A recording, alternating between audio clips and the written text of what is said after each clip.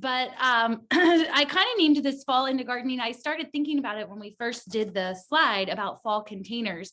And there's going to be a lot of stuff on fall containers, but there's also a ton of stuff to do in your garden in the fall time. And I know that sounds kind of weird because everything is emphasized on spring, but I kind of think fall is sometimes the most important because then you're all ready when springtime happens. So Joel, go to the next slide. Quick reminders, we talked about in the last presentation I did, our zone. And so the zone just really helps you know where you are, and it helps you predict your frost date. So the big thing that we should remember as we're thinking about the fall is the first frost is normally around November 15th. That is not, a perfect art form. It could be November 1st. But just thinking about that as you're putting plants outside and you have ferns and different things, you can remember that November 15th is kind of your target date for anything that's frost sensitive. So next slide. Why fall? So one of the things that I think, and I kind of Googled this today because I was thinking, why do I think fall is so important? The soil is still warm. So when you're digging in the dirt, it's all still warm. The cool weather eliminates threat of heat stress on plants. There's rain, like apparently this weekend, so your roots can get established, and there's less pests and diseases because as we move into spring and summer, there's a lot of stress and a lot of pests that just are around.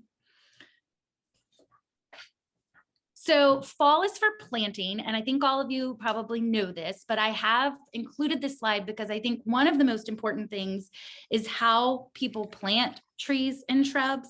And so trees and shrub planting is perfect for now because it's before the ground freezes, and you probably should do it about 6-ish weeks before the first frost date. So that makes it perfect to do it now.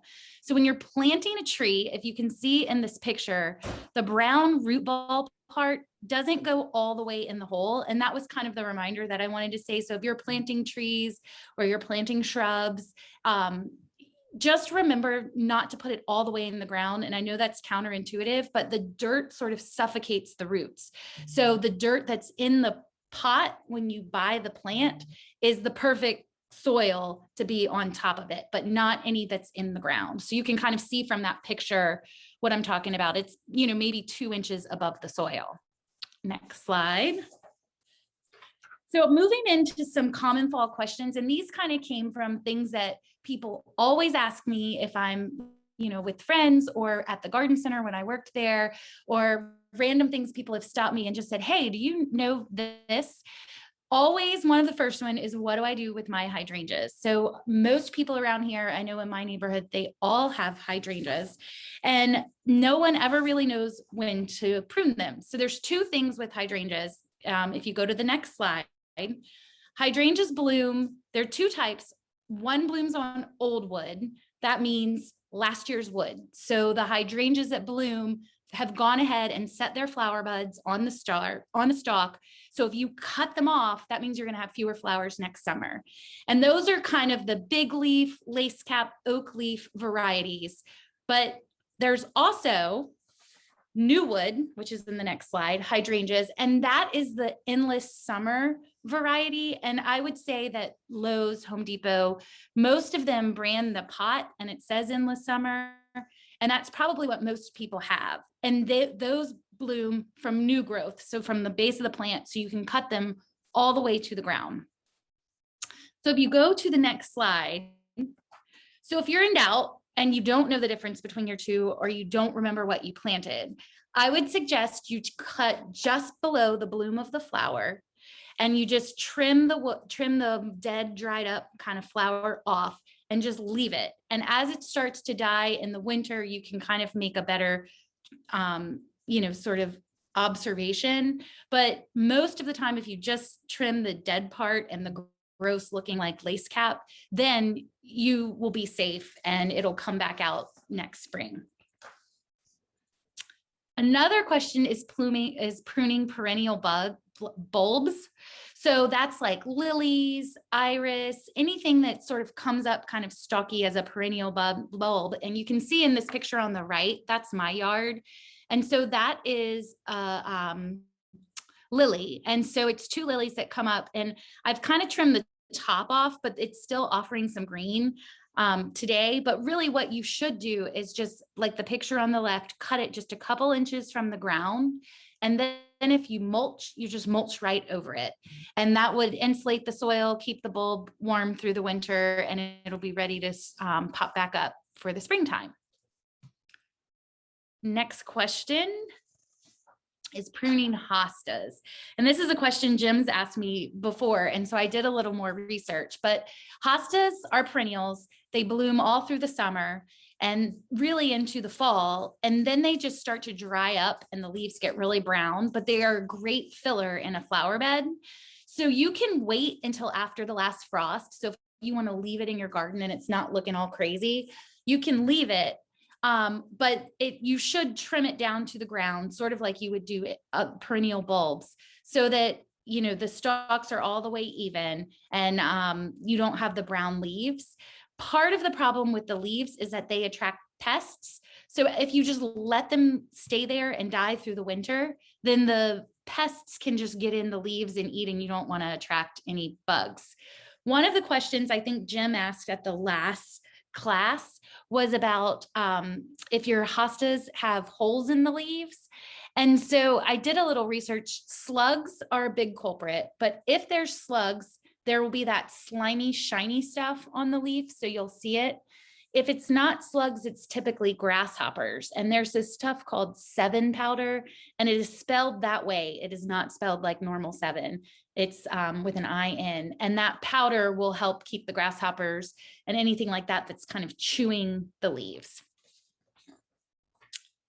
Next question, fall edibles. Everyone likes to do veggies in the spring. And really, when I worked at McDonald's, the owner said the fall vegetable garden in Virginia is almost the better vegetable garden. Like if you think about the colonists and what they planted, it really does produce well without hardly any work. One of the best places to start is mixing, you know, some of the lettuce, spinach, kale, not so much the decorative kale and collards that we'll talk about, but, you know, what you actually eat into your flower beds, because a lot of things are dying back. So you can put things in there that might grow throughout the winter and just offer a little bit of interesting choice and, you know, decor into the bed. But one of the things that all of these vegetables that are listed, they're called cole crops, and they basically belong to the mustard family, and they grow the best in cool weather. And this is just a little bit of trivia, but a lot of people think cole is a variation of cold. And so when they would come in to look for lettuce or spinach, they'd talk about these cold crops, and it's cole, literally C-O-L-E. And it's from the Latin word that means stem. And so they're a derivative of wild cabbage. And so they're anything with kind of a good stem. But they really are. I mean, I've grown collards, and then you can kind of harvest them all throughout.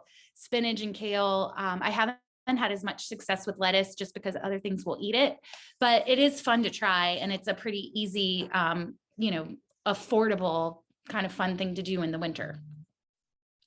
Next slide. Ferns. Everyone wants to know what to do with my ferns, because this year ferns were outrageously expensive, and most people have them on their front porch. You can try to overwinter them. I've always had lots of success, but there's kind of 3 easy steps to it. But you just trim the fern back, like really trim it up, like give it a haircut, cut it down.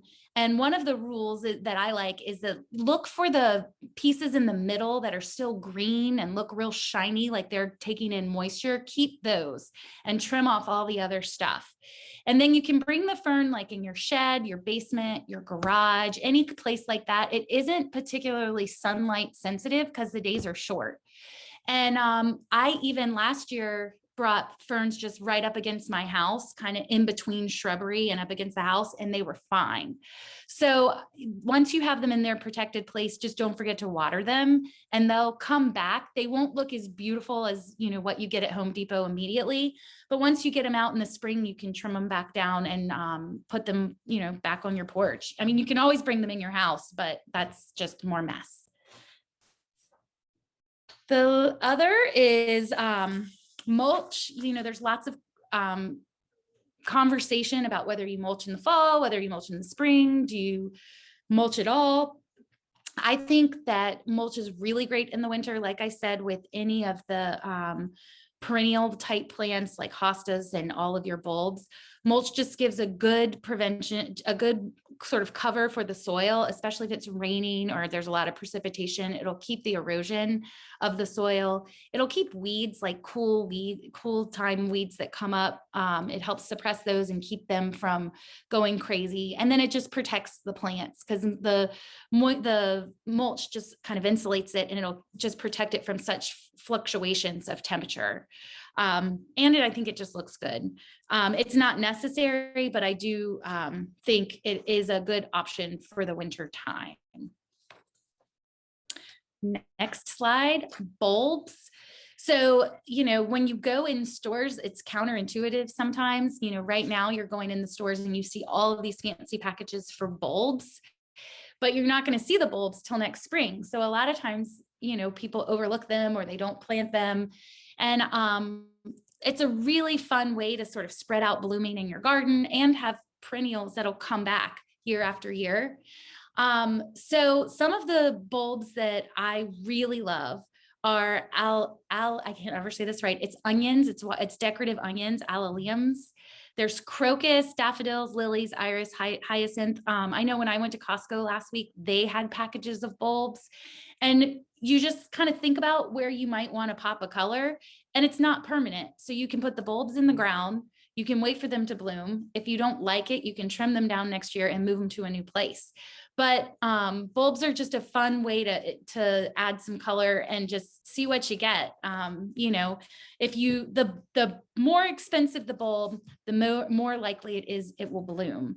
So, a lot of times if you're going to like a garden center or somewhere that has, fresh bulbs, you'll have much more success. And I know I've seen bulbs at like the Dollar Tree, a lot of times they're really dried up. So it might be like a 50-50 shot.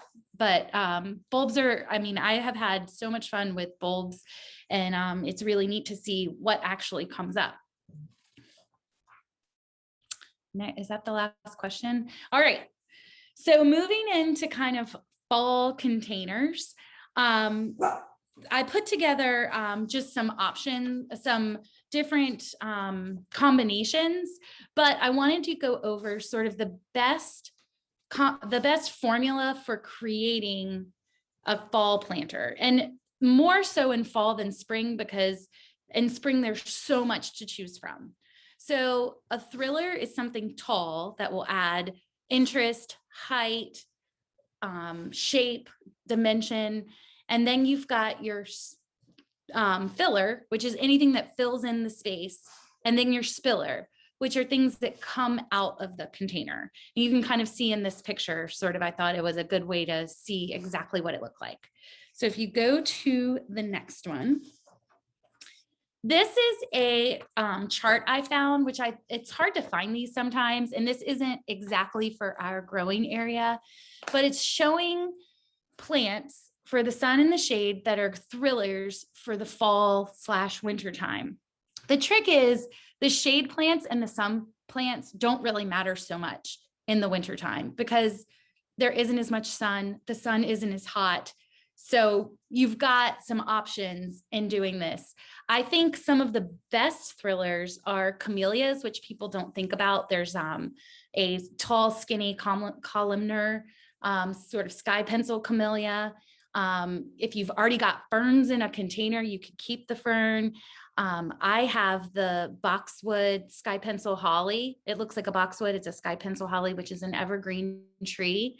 And then of course, ornamental grasses, which a lot of people don't think about because you use them in the landscape, but there are tons of things you put in the landscape that you can use in a smaller size on a porch. So I walked around the neighborhood this morning, and if you go to the next slide,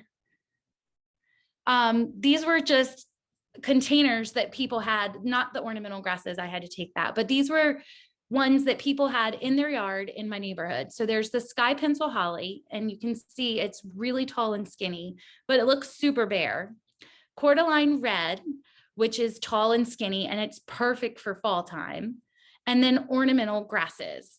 So the thought with the thriller is that if you find something that sort of will transcend the seasons, because fall's a little bit shorter than spring and summer, you stick with the sky pencil holly or an ornamental grass or like the cordyline red, and then you use fillers that are seasonal. So you might use mums or that, and then you might switch to pansies, but you can get more longevity out of your planter if you go, with something that you really love as the thriller and then fill in the other pieces. So if you go to the next slide, these are the spillers. And I kind of go back and forth whether we probably should have done fillers first, but I had just done this. And so there's tons of spillers that will just come over, and they also can be fillers. So like pansies, for instance, can spill out, but they also can fill your space. So it's kind of cool to see how things can mix together.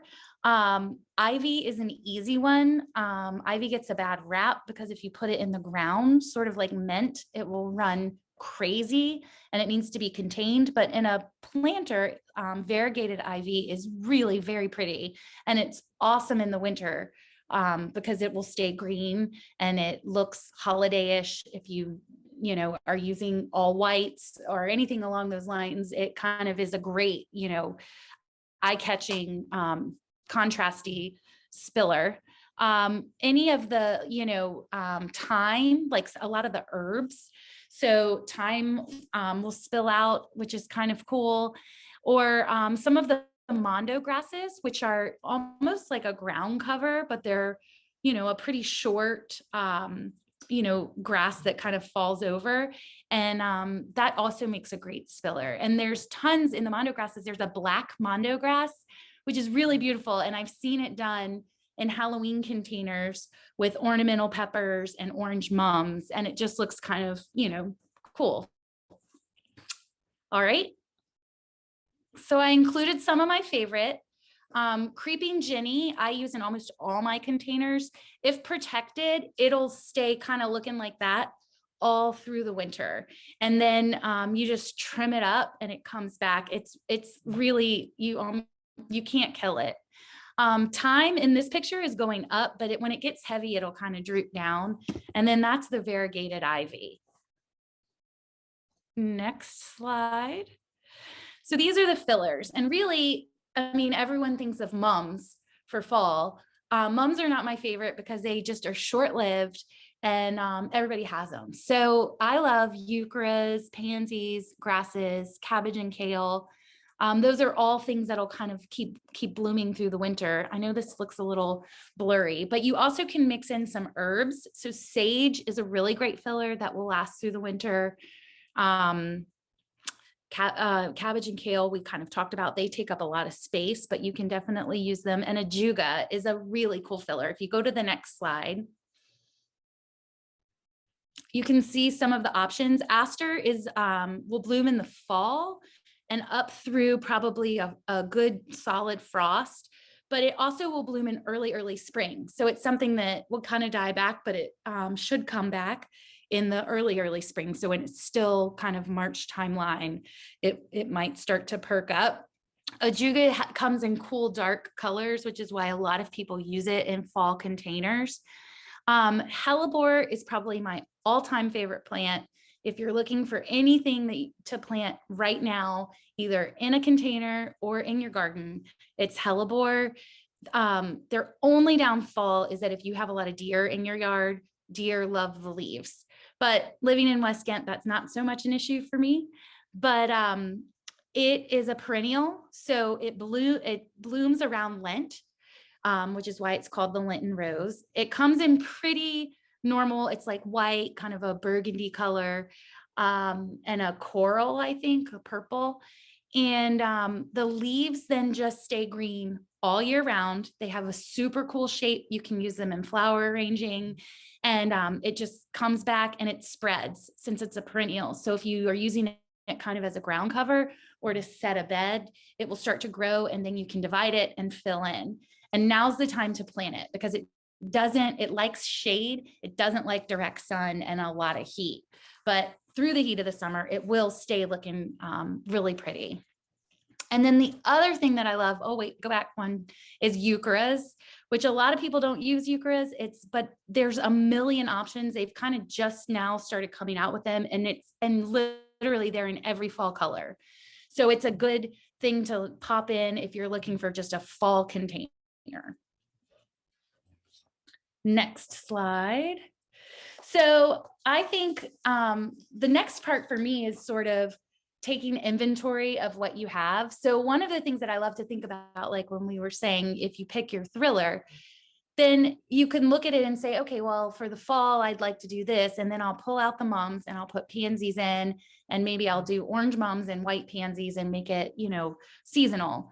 And then you can figure out what would look tired throughout fall, and then what would look fresh throughout spring, and then you can replace. And so one of the things with containers that I think people sometimes forget is that it might not have to be a plant that you use to be the statement part of it. You see it in fall time, people use pumpkins, but you can use garden flags, you can use stakes, you can use a wagon wheel. Like, people put all kinds of things in containers and make it, whimsical, so that you could have it stand out. So all items are fair game in containers. So the next slide. For these, I put together just some slides that I thought were kind of interesting. It's just two plants, really. I guess there is like an evergreen greenery that's kind of coming out the bottom, but it's pansies, white pansies, and then a dark grass. And that's just something that it'd be really easy to reproduce on your front porch. And it would be great in a tall container or in a low container. I think it looks great in the square containers because it's kind of rounded at the top, but it's just a really neat way to kind of create something on your front porch that's interesting that not everybody might have. The next one, this was from a garden center. And I mean, these are ones you can go buy, which you can go to McDonald's and buy containers. But this one it's one mum, one croton, which crotons won't live outside during the winter. So that could be something that you pull out.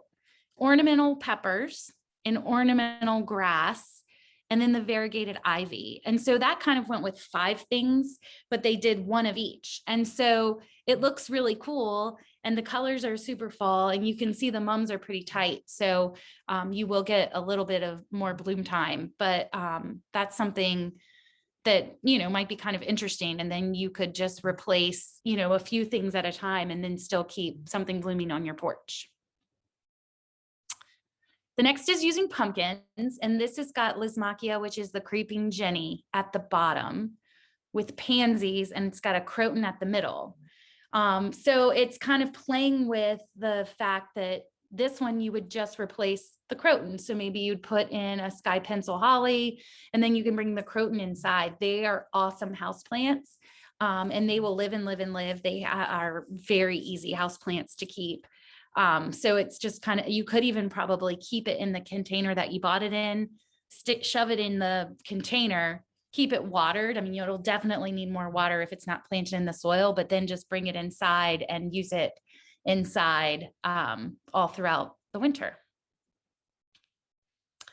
The next is another plant that I love for the winter, and that's Dusty Miller, which is why I chose this one. So it's beautiful if you want to do all white containers. So it has sort of this ornamental grass behind it. That's a pennisetum, which is just a fancy name for a grass, with the Dusty Miller, and then it's got dark pansies and the ornamental peppers. And it's done on a smaller scale, but you could replicate that in a big container with white pansies, the Dusty Miller, the ornamental grass, and then you could put a pepper in it, or you could just leave it all white. But I think white containers, like I said at the other class, really draws attention to front porches if there's like cover over your porch. Dusty Miller also does really well in the ground. So if you planted it in the ground, mine lasts year round, and it'll grow up real big in the winter.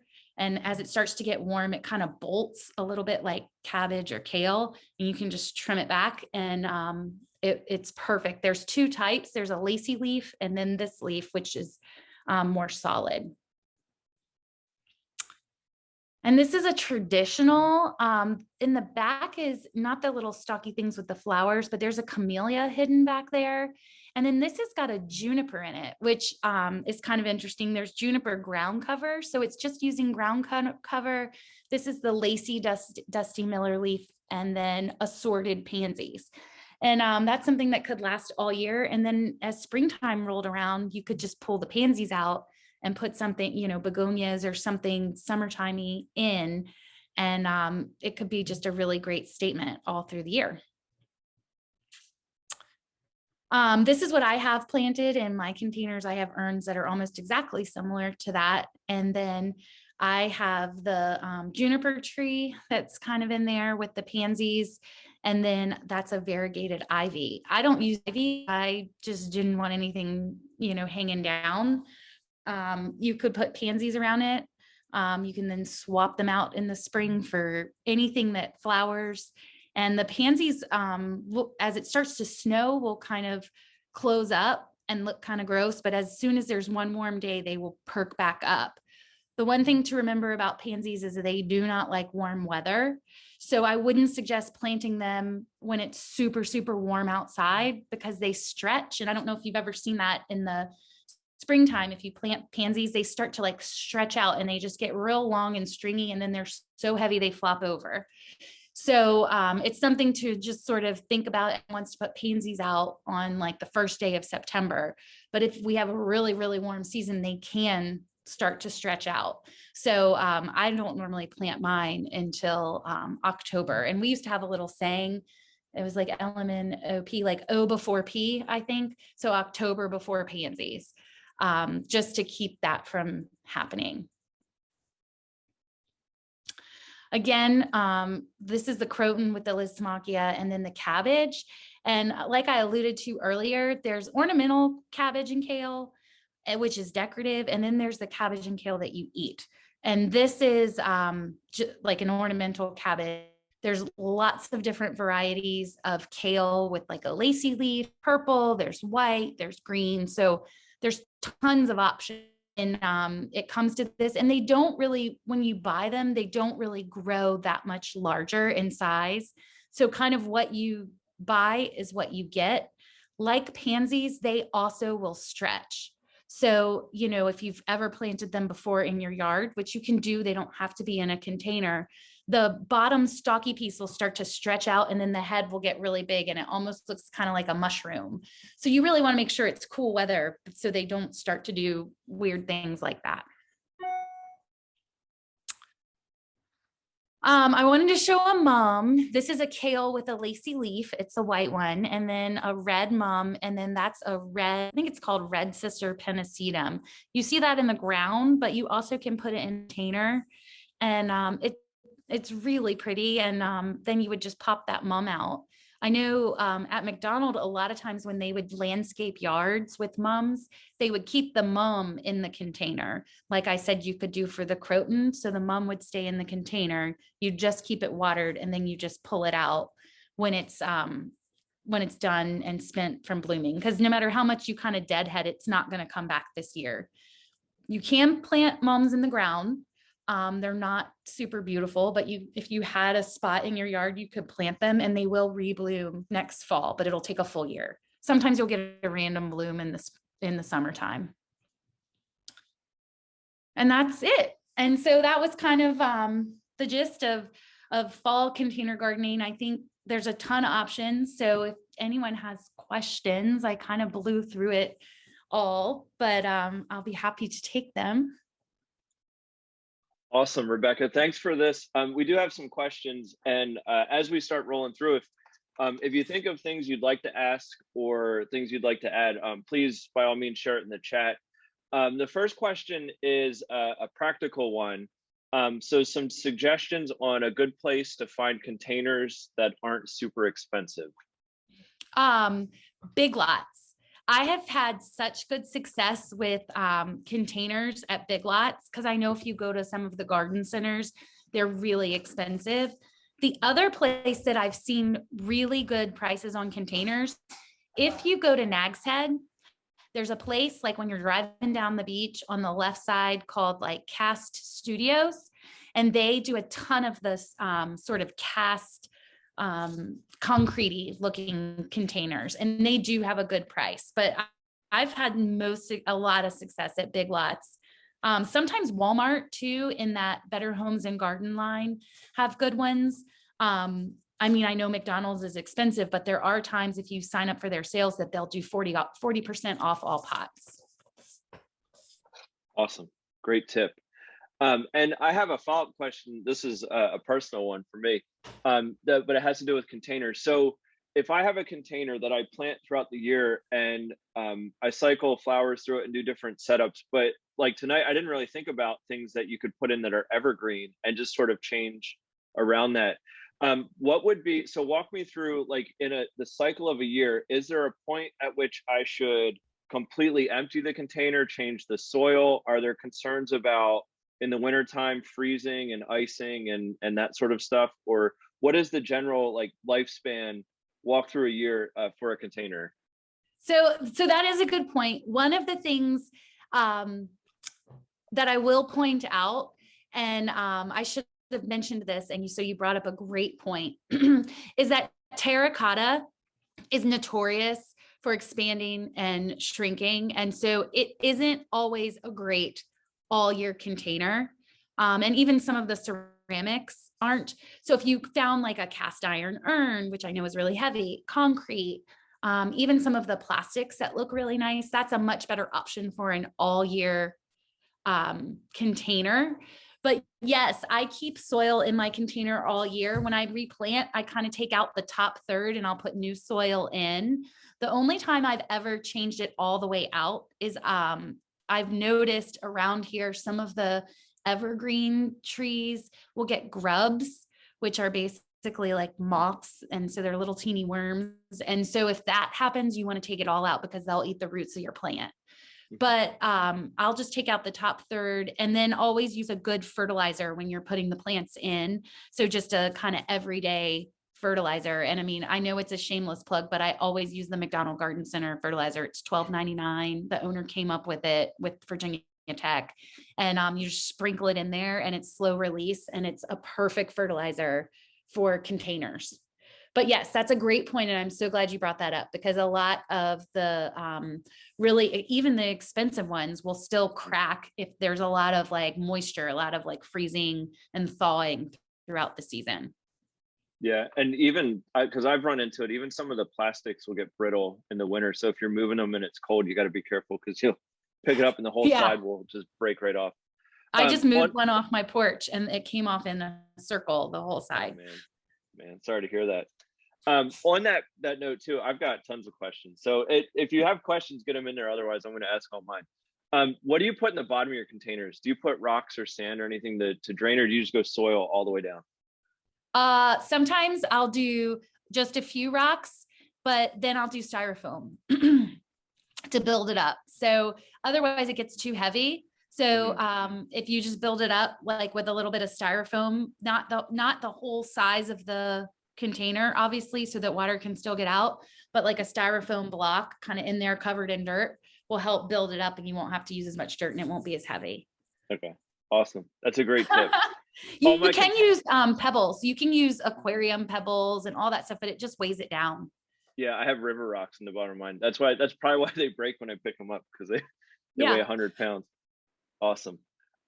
So other questions, please feel free to share them. I do have one more, and then if that'll give some people some time to ask them, and if not, we can wrap it up. But so I love the idea of doing herbs and those sorts of things. So could you talk about, and I know this isn't for the decorative part, but herbs and transferring from garden outside pots to inside pots, considerations there with lighting and watering and all that stuff if I want to bring my herbs in?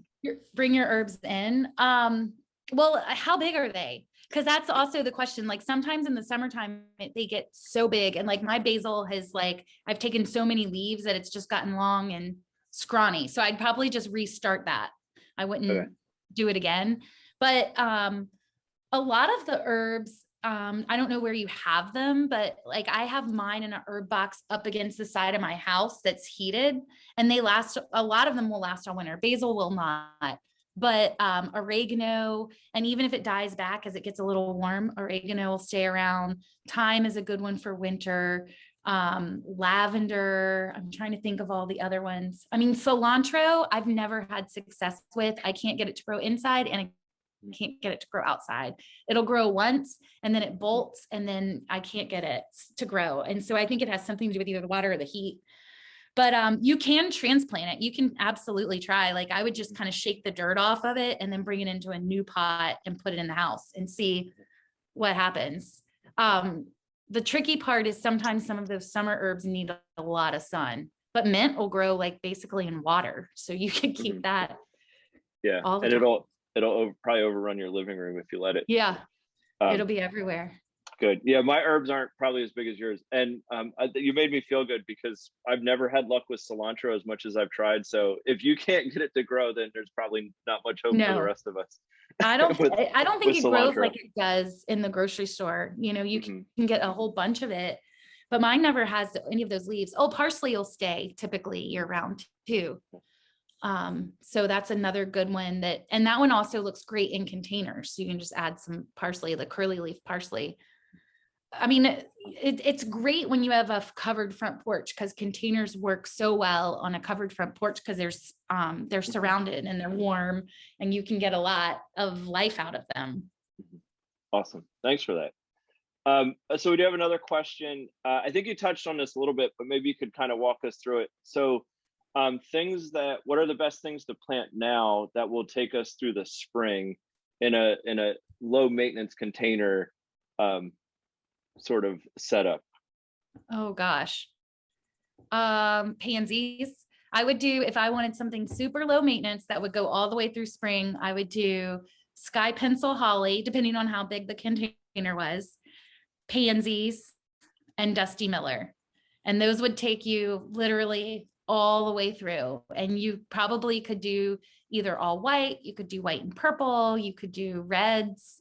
Pansies come in a million colors now. They have a black velvet pansies that's got like a giant head on it, and the whole pansy, it's like the richest color of like black that you've ever seen. And then there's, you know, of course, the standard and the mixed variety, but that would be something that would last all the way through and would be really easy. Maybe I'll go do that tomorrow. Awesome. You could stick some pumpkins in it now, and then you could pull those out and put a Christmas steak in it or something. Yeah, wrap your lights around it for Christmas. Yeah, I will say put your pumpkin that flag in. Amazon has these really awesome, I think they're $24.99. They're on a fiber lights. So if you wanted to, and they're battery operated, but you can set them on a timer. So if you wanted to put lights around like a little arborvitae or the sky pencil holly, just go on Amazon. It's $24.99, and you can do either blinking, you can do shimmering, or you can do just plain, and you can set what time they come on every night. And it looks really nice, and they're real tiny so that they won't like overrun your container and make it look gaudy. Awesome. Thanks for that. It sounds like you might have to do a winter container gardening. Yeah, your Advent containers lit up. That's right. You can make Awesome. 24 of them. There we go. Yeah. So you could do pink and purple pansies, I assume, and do an Advent wreath. And add your hellebores in. There you go. And then you'll be through Lent. Yeah. Perfect. Awesome. Well, thanks, Rebecca. This was great. So thanks for answering our questions and leading us through. We got a lot of love in the chat. I think everybody is excited and hopefully inspired to go out there and give it a try. Don't abandon your containers just because the summer's over. So with that, a final thought for us, something to take it away, some motivation to get our containers filled for the fall. Oh my gosh. Well, this weekend looks terrible. So let's not worry about this weekend. But after that, I think you should, it'll be warm, hopefully perfect fall weather. You can do all of your cool containers. And I would say try your hand, if you haven't, at some cool season vegetables. I've done beets, I've done all kinds of fun stuff. And it really is cool when you harvest it and when you cut all the leaves off. I would definitely say try your hand if you haven't. And it's not an expensive foray. You can go to Home Depot or any of those places and get, just the little plants, and they'll grow up, and it's fun. Awesome.